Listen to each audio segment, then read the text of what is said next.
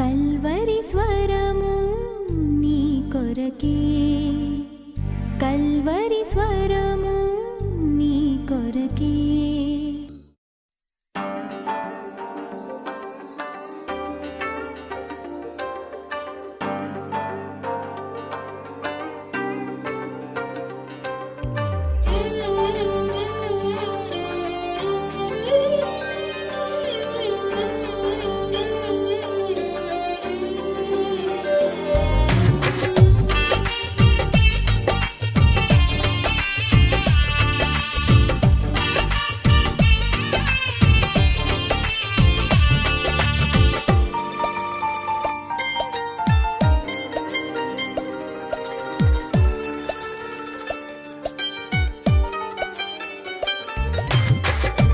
చిత్తము నాలో జరిగించుమో దేవా, పనికొచ్చే పాత్రగా నన్ను వాడుకో యేసయ్యా.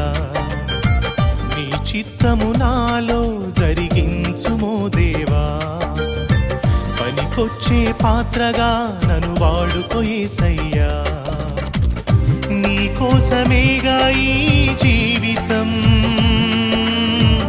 నీ సేవకేగా అది అంకితం. నీ కోసమేగా ఈ జీవితం, నీ సేవకేగా అది అంకితం. నీ చిత్తము నాలో జరిగించుమో దేవా, పనికొచ్చే పాత్రగా నన్ను వాడుకో యేసయ్యా.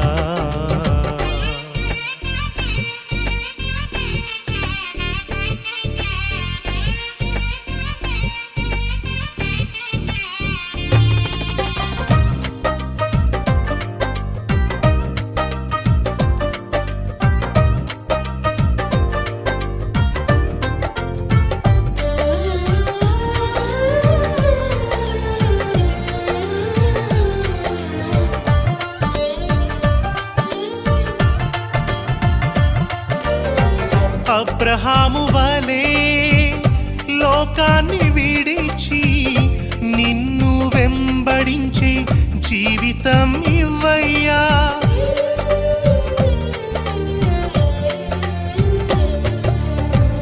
అబ్రహాము వలే లోకాన్ని విడిచి నిన్ను వెంబడించే జీవితం ఇవ్వయ్యా. యాకోబు వలే మోసాన్ని విడిచి నీతో జీవించే జీవితం ఇవ్వయ్యా. యాకోబు వలే మోసాన్ని విడిచి నీతో జీవించే జీవితం ఇవ్వయ్యా. నీ చిత్తము నాలో జరిగించుమో దేవా, పనికొచ్చే పాత్రగా నన్ను వాడుకో యేసయ్యా.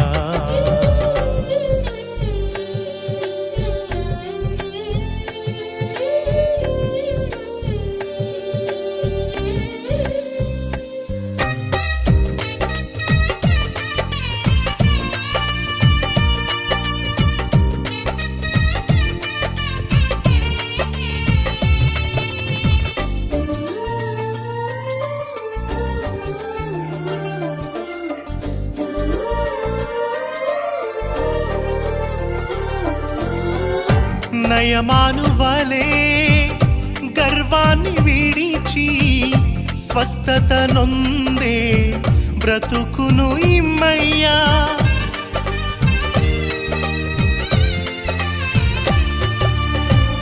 నయమాను వలే గర్వాన్ని విడిచి స్వస్థత నొందే బ్రతుకును ఇమ్మయ్యా. శిష్యుల వలే సర్వాన్ని విడిచి నిన్ను సేవించే జీవితం ఇవ్వయ్యా. శిష్యుల వలే సర్వాన్ని విడిచి నిన్ను సేవించే జీవితం ఇవ్వయ్యా. నీ చిత్తము నాలో జరిగించుమో దేవా, పనికొచ్చే పాత్రగా నన్ను వాడుకో యేసయ్యా. నీ చిత్తము నాలో జరిగించుమో దేవా. పనికొచ్చే పాత్రగా నన్ను వాడుకో యేసయ్యా. నీ కోసమేగా ఈ జీవితం, నీ సేవకేగా అది అంకితం. నీ కోసమేగా ఈ జీవితం, నీ సేవకేగా అది అంకితం. నీ చిత్తము నాలో జరిగించుమో దేవా. పనికొచ్చే పాత్రగా నన్ను వాడుకో యేసయ్యా.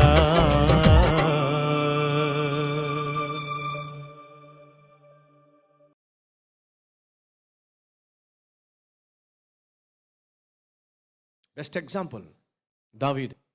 ఏమిటి తన జీవితంలో పతనానికి కారణం ఏమిటి? ఎప్పుడు పతనం అయ్యాడు? ఎక్కడ పతనం అయ్యాడు? ఆ పతనము ఎలా ప్రారంభమైంది? చాలామంది అనుకుంటారు బెత్షెబాతో పాపం చేసి పతనం అయిపోయాడు. కాదు, అతని పతనము ఎక్కడ ప్రారంభమైందయా అంటే క్రమశిక్షణ తప్పినప్పుడు ప్రారంభమైంది. ఉదయమే లేచి ప్రభు సన్నిధిలో ప్రార్థనతో కాచుకుని ఉండేటటువంటి దావీదు ఉదయం లేవటం మానేశాడు. ఎప్పుడు పడితే అప్పుడు పడుకోవడం మొదలుపెట్టాడు.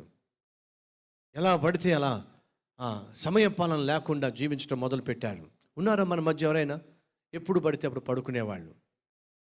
ఉదయకాలం అయినప్పటికీ లేవకుండా మంచం మీద దొర్లేవాళ్ళు ఉన్నారా? దరిద్రత మిమ్మల్ని వెంటాడుతుంది. మీ జీవితంలో మీరు కలిగి ఉన్న ఆశీర్వాదాలు కోల్పోవడానికి అది చక్కని సూచన. మన శరీరానికి నిద్ర కావాలి, కానీ ఎంత కావాలో అంతే నిద్ర కావాలి. అలా కాకుండా ఎక్కువగా నిద్రపోయేవాళ్ళు సోమరిపోతులు అవుతారు. సహజంగా మనిషికి 6 గంటల నుంచి 8 గంటల వరకు నిద్ర సరిపోతుంది. ఈ 6 గంటల నుంచి 8 గంటల కంటే ఎవరైనా ఎక్కువ నిద్రపోతున్నారంటే వాళ్ళు సోమరిపోతులు. సోమరిపోతులకు ఉన్నటువంటి మరొక గొప్ప సహోదరుడు ఎవరయ్యా అంటే తిండిపోతు. ఏ బోతు? తిండిపోతు. మీకు తెలుసా? మీకు తిండిపోతులు సహజంగా సోమరిపోతులు, సోమరిపోతులు సహజంగా తిండిపోతులు. ఏమిటో అన్ని మా వాళ్ళకి తిట్లు, మీకు ఏం ఉండవే. ఏమండి పోతులు అంట, మరి తిండిపోతంట, ఇంకా సోమరిపోతంట. పోతు అంటే మగవాడే కదా. తిండి పోతుని, సోమరిపోతి, మరి ఏదో అలాగే మిమ్మల్ని కూడా. సో అడుగుతున్నా నా ప్రియ సహోదరులు, తిండిపోతనం నరకానికి తీసుకెళ్తుంది. జాగ్రత్త. నీవు తిండిపోతువైనలా నీ నోటికి ఖడ్గం పెట్టుకో, లేక కత్తి పెట్టుకో. సోమరిపోతువైనట్లయితే మెలకువ కలిగి జీవించు. ఎందుకని? అది నీ జీవితానికి దరిద్రతను తీసుకొస్తుంది. ఇంకొంచెం పడుకోవాలి, ఇంకొంచెం పడుకోవాలి, ఇంకొంచెం పడుకోవాలి. నా అది సోమరితనానికి సూచన. దావీదు యొక్క జీవితం పతనం కావడానికి అతి ప్రాముఖ్యమైన స్టెప్ ఏమిటయ్యా అంటే తన జీవితంలో క్రమశిక్షణ పాడైంది. ఉదయమే లేచి ప్రార్థన చేసేవాడు ప్రార్థన చేయడం మానేశాడు. ఉదయమే లేచి దేవుని సన్నిధిలో కనిపించేవాడు దేవుని సన్నిధిలో కనిపించడం మానేశాడు. మరి ఏం చేస్తున్నాడు? వేళా పాలా లేకుండా పడుకోవడం మొదలుపెట్టాడు. బైబిల్ సెలవిస్తుంది 11వ అధ్యాయం 2వ వచనంలో, ఒకానొక దినమున ప్రొద్దుగ్రుంకు వేళ, సూర్యుడు అస్తమించు వేళ పడక మీద నుంచి దావీదు లేచాడంట. డే టైం ఎందుకు పడుకున్నాడు? అసలు అవసరం ఏమిటి? క్రమశిక్షణ తల్లక్రిందులు అయ్యింది. దావీదు మహారాజు. ఎవడడుగుతాడు చెప్పండి? దావీదుని ఎవడని అడిగేది? ఎప్పుడు పడుకుంటే, ఎక్కడ పడుకుంటే, ఏ టైంకు పడుకుంటే అడిగేది ఎవరండి? అడిగేది ఎవరు లేరు. కాబట్టి నా ఇష్టం, నేను ఎప్పుడైనా పడుకుంటా, ఎక్కడైనా పడుకుంటా, ఎలాగైనా పడుకుంటా, ఎంతసేపు అయినా పడుకుంటా. ఎందుకయ్యా అంటే నేను కష్టపడకుండా, ప్రయాసపడకుండా నేను బ్రతికేయగలను. అలా దేవుడు నన్ను దీవించాడు. దేవుడు దీవించాడా? చచ్చి, కష్టపడకుండా ఏ వ్యక్తి అయినా భోంచేస్తున్నట్లయితే అది శాపం, అది దీవెన కానే కాదు. మా నాయన చాలా కష్టపడ్డాడు, చాలా ప్రయాసపడ్డాడు. ఎందుకు? నేను కష్టపడకుండానికి. అవునా? నా నాయన కష్టపడింది, నాయన ప్రయాసపడింది. నువ్వు కష్టపడకుండా కూర్చుని మేయడానికి కాదు, కూర్చుని తినడానికి కాదు. నాయన పడిన కష్టానికి ప్రతిగా నువ్వు కష్టపడి మీ నాయన ఏమైతే ఆశించాడో కోరుకున్నాడో ఆ ఉన్నతమైన జీవితాన్ని జీవించడానికి. అందుకే భక్తుడైన పౌలు అంటాడు, మీలో ఏ ఒక్కడు కష్టపడకుండా భోజనము చేయొద్దు. Don't eat unless you work hard. కష్టపడకుండా భోజనం కూడా చేయొద్దు. దేవుని యొక్క బైబిల్, దేవుని యొక్క ఆజ్ఞది. దావీదు ఇప్పుడు రాజు అయిపోయాడంట. ఎప్పుడు పడుకున్నా, ఎక్కడ పడుకున్నా, ఎలా పడుకున్నా చెల్లిపోతుందంట. కాబట్టి నాకేంటి, అది తప్పేంటి అనే భావనకి వెళ్ళిపోయాడు. ఏమైంది తెలుసా? సాయంత్రం నిద్ర లేచాడంట. యుద్ధానికి వెళ్ళవలసిన వాడు యుద్ధానికి వెళ్ళలేదంట. పోరాటం చేయాల్సిన వాడు పోరాటాలు చేయడంట. చూడండి మాట, మీకు అర్థం కావాలిగా చదువుతున్నా. మొదటి వచనం, వసంతకాలమున రాజులు యుద్ధమునకు బయలుదేరు సమయమున. ఎవరు? రాజులు ఇంట్లో కూర్చుని తినే సమయం ఉందా బైబిల్లో? సుఖపడే సమయం అని బైబిల్లో ఉందా? మరి ఏముంది బైబిల్లో? రాజులు యుద్ధమునకు బయలుదేరు సమయమున దావీదు యోవాబును అతని వారిని ఇశ్రాయేలులందరినీ పంపగా వారు అమ్మోనీయులను సంహరించి రబ్బా పట్టణమును ముట్టడి వేసిరి. అయితే దావీదు యెరూషలేమునందు గురక పెట్టుచూ నిద్రపోవచ్చు ఉన్నాడేమో. దేశం ఏమో యుద్ధం చేస్తూ ఉంటే బ్రదర్ ఏమో ఫుల్ నిద్రపోతా ఉన్నాడు. జాగ్రత్తగా వినండి, క్రమశిక్షణ పాడైపోయింది. యోవాబు సైన్యము అందరూ వెళ్ళి యుద్ధం చేస్తూ ఉంటే ఇతడేమో వేలాపాలా లేకుండా ఇంట్లో పడి నిద్రపోతా ఉన్నాడు. ఎంత దరిద్రం అండి అది. సహోదరుడా, నీ భార్య ఉద్యోగం కోసం వెళ్ళి కష్టపడి సాయంత్రం వరకు ప్రయాసపడి తాను సంపాదించి వచ్చి పెడుతూ ఉంటే దున్నపోతులా ఇంట్లో కూర్చుని టీవీ ముందు రిమోట్ కంట్రోల్ పెట్టుకుని టిక్కు టిక్కు టిక్కు టిక్కు చూసుకుంటా కూర్చో మాకు. అది నీకు ఆశీర్వాదం కానే కాదు. నువ్వు నీ ఇంటిని పోషించాలి, నువ్వు నీ భార్య బిడ్డలను పోషించాలి. భార్య పొద్దస్తమాను కష్టపడి సంపాదించి తెస్తే కూర్చుని తింటావా? లేదన్నా నేను ఎగ్జామ్స్ కోసం ప్రిపేర్ అవుతున్నానన్నా. మరి టీవీ ఎందుకు నీకు? ఎగ్జామ్స్ కోసం ప్రిపేర్ అయ్యేవాడికి టీవీ దేనికి?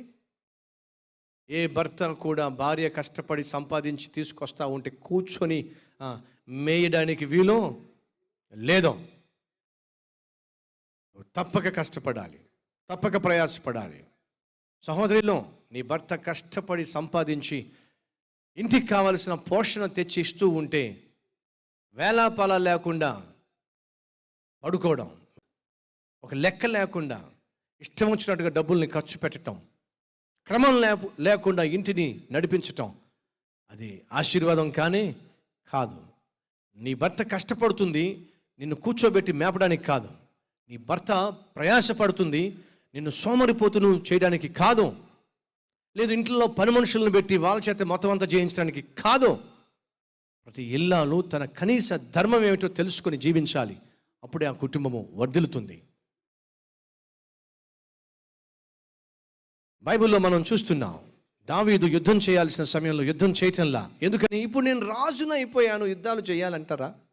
మరి ఏం చేస్తావు? మరి యుద్ధం చేయకుండా నిద్రపోతాడంట. నిద్రపోయాడంట. మధ్యాహ్నం కాదు, సాయంత్రం లేచాడట.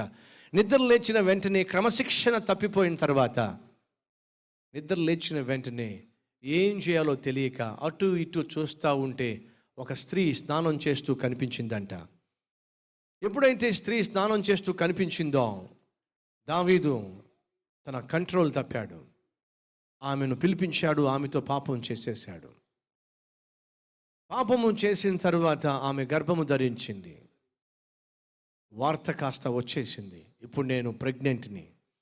ఆ పాపాన్ని కప్పెట్టుకోవడానికి ఎన్నెన్ని ప్రయత్నాలు చేశాడు. ఆఖరికి ఆ బెత్షెబా భర్తను కూడా చంపించి వేశాడు.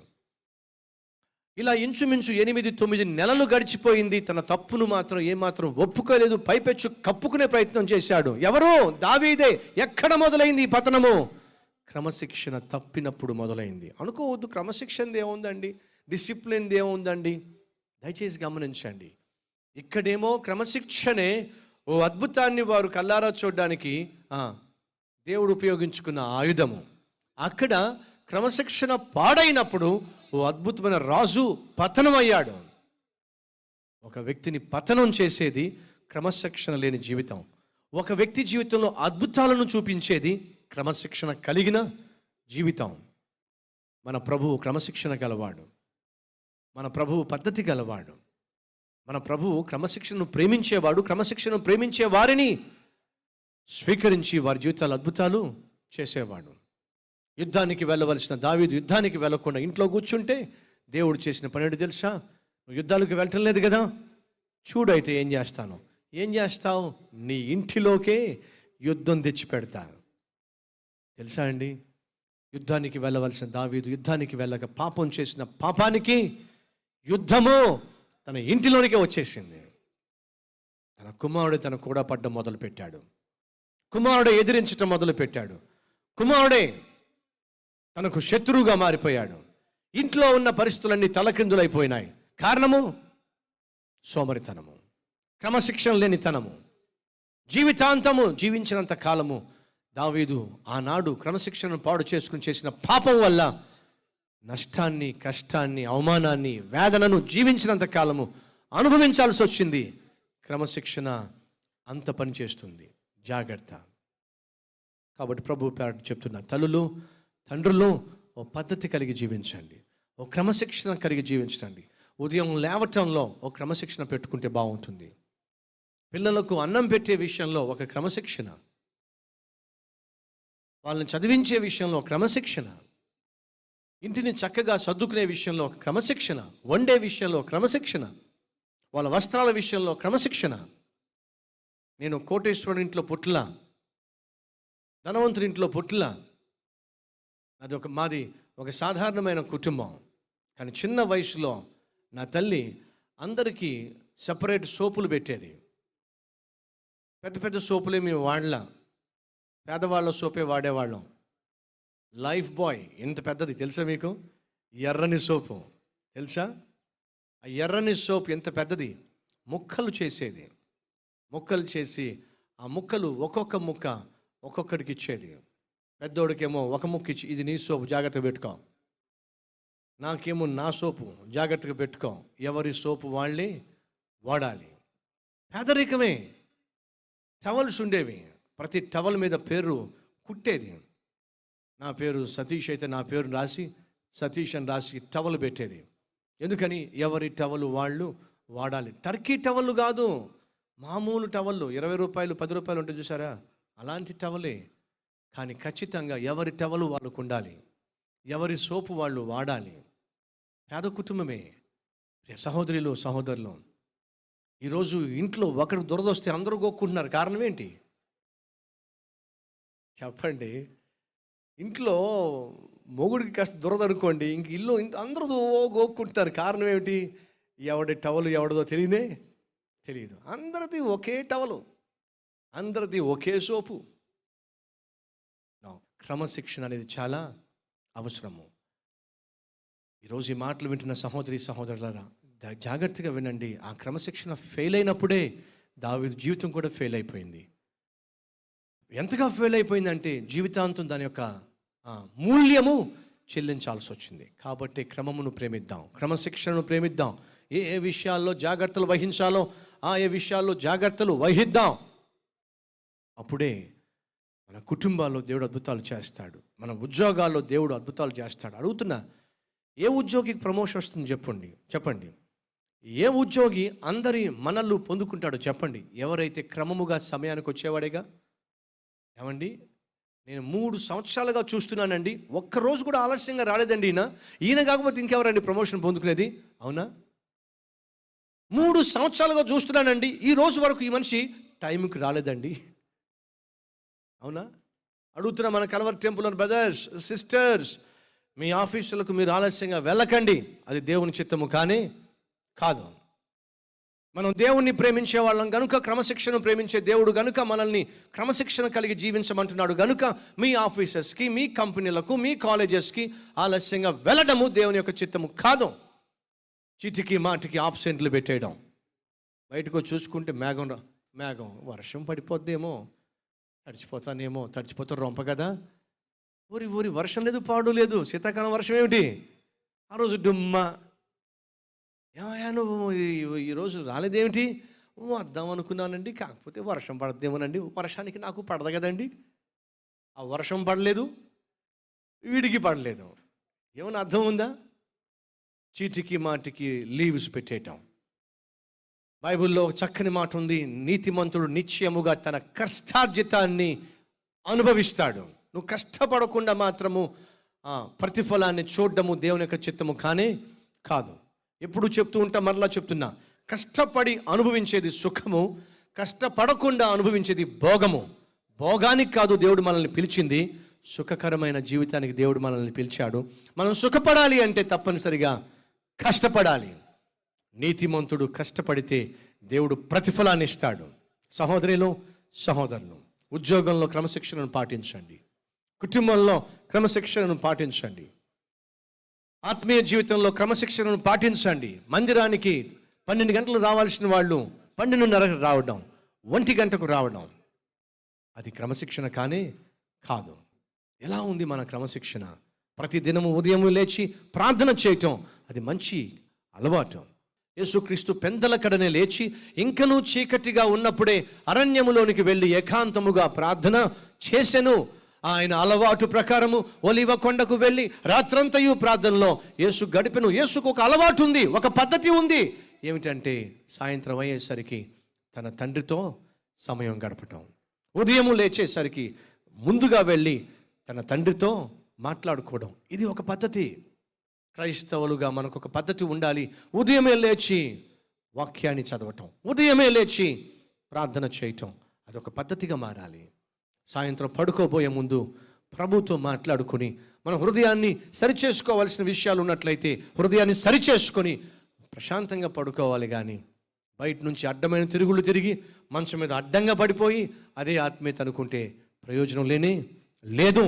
ప్రియ సహోదరి, సహోదరుడా, క్రమశిక్షణ ఆత్మీయ అలవాటుల్లో, క్రమశిక్షణ వస్త్రధారణలో, క్రమశిక్షణ గృహములో, క్రమశిక్షణ ఆఫీసుల్లో, క్రమశిక్షణ స్కూల్లో, కాలేజెస్లో. తమ్ముళ్ళు, చెల్లెళ్ళు చదువుకుంటున్నారా? నేను చదువుకున్నా.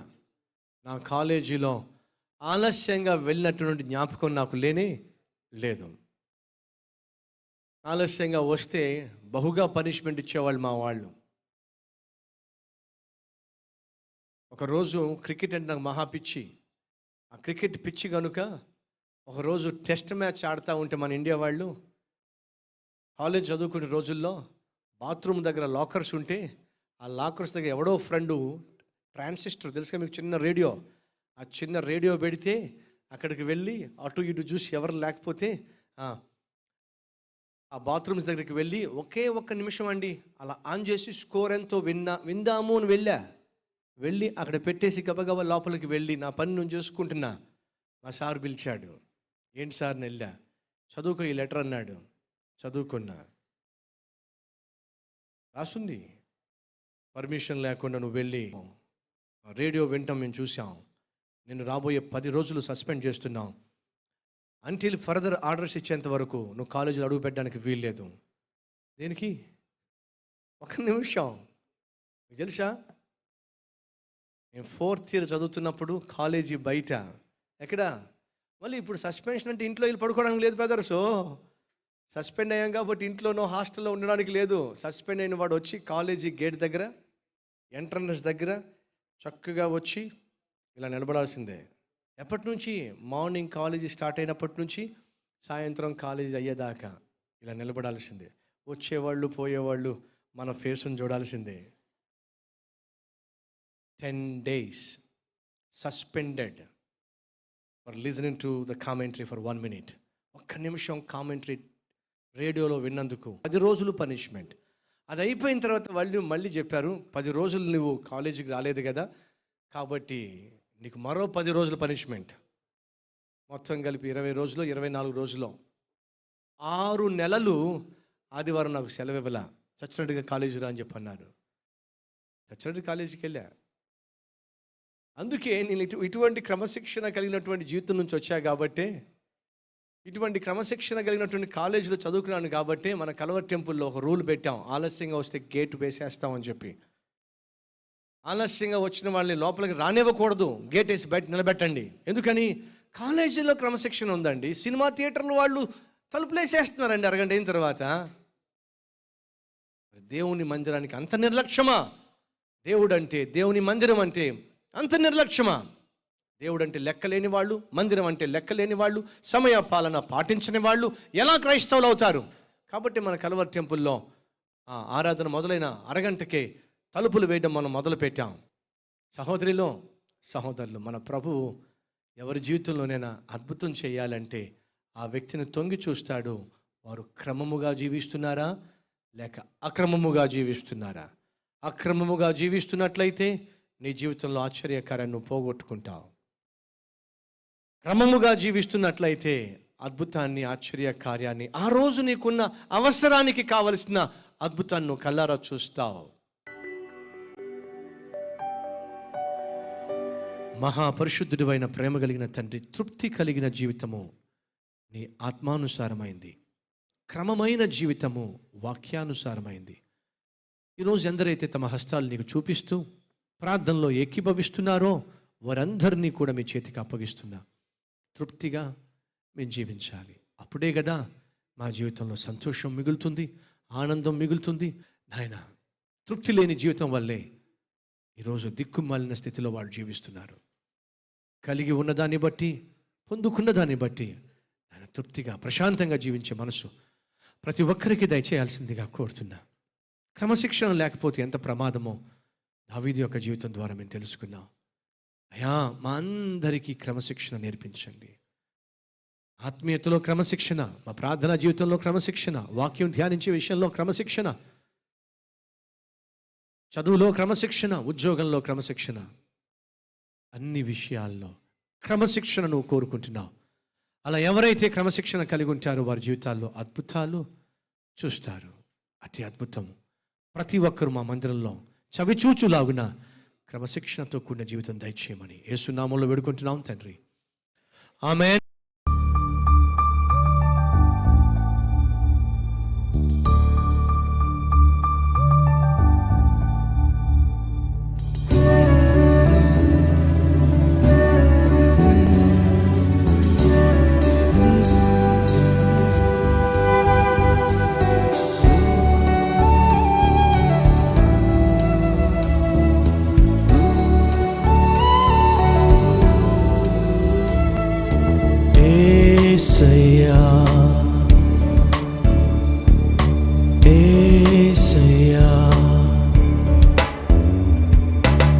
Address Calvary, post box number 30, Kukatpally, Hyderabad 72.